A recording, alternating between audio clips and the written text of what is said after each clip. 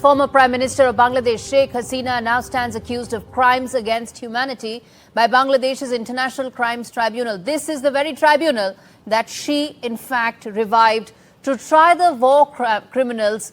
And that same tribunal is now demanding her own extradition after her 15-year rule ended in a bloody student-led revolt last year. The allegations against her are very serious: murder, extermination of protesters, ordering attacks by drones and helicopters. Moreover, in yet another stunning twist, the Jamaat-e-Islami, once banned for war crimes during the 1971 genocide, that this very tribunal had actually tried those people for. Some were actually on likely to face murder charges, have all been released, and they are now back to contesting the promised upcoming poll. So you see what's happening here. I'm not here to even for a minute talk about Sheikh Hasina's the charges against her. That is the job of her lawyer. But what I am telling you right now, viewers, is for you to be better informed. Two things are happening simultaneously. Those charges against Sheikh Hasina are very serious.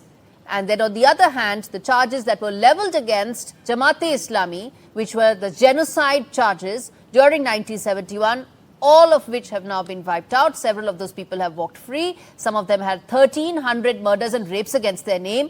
And now they're, of course, clean, their reputations scrubbed clean for them to contest in the upcoming elections. What does this mean as far as Bangladesh is concerned is the key question, because at this stage, one may feel that the caretaker government of Muhammad Yunus is under pressure because it feels that Muhammad Yunus continues to cling to power.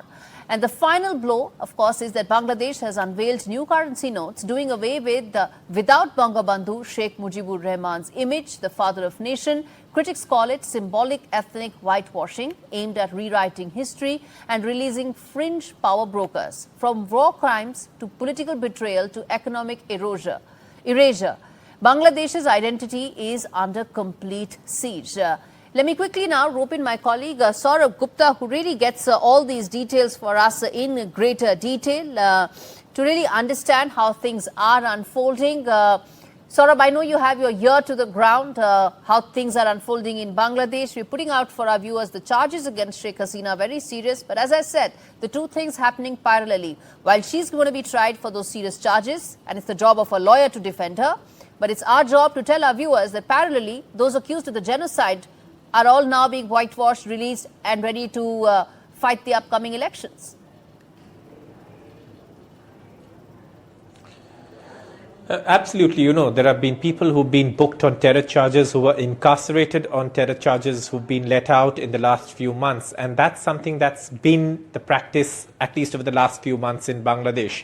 At the same time, you have this effort to erase the legacy of Bangabandhu Sheikh Mujibur Rahman.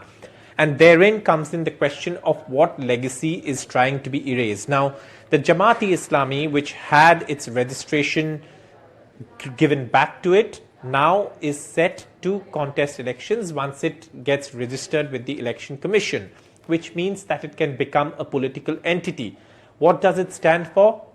Well, it stands for hardline Islam. Even though it's tried to repackage and re-image and rebrand itself, the Jamaat-e-Islami does stand for hardline Islam. It's also a group that sided with Pakistan during the 1971 Liberation War. So there is a sort of, like you said, there is a legacy that is completely at this point being wiped out. And one may argue that, to avoid any political sort of trouble, or at least that's what is being said, that we are using cultural references from Bangladesh on the currency notes. But again, the legacy of Bangabandhu Sheikh Mujibur Rahman is also closely tied to what India did in 1971 to help liberate Bangladesh from Pakistan. So all of that is being affected.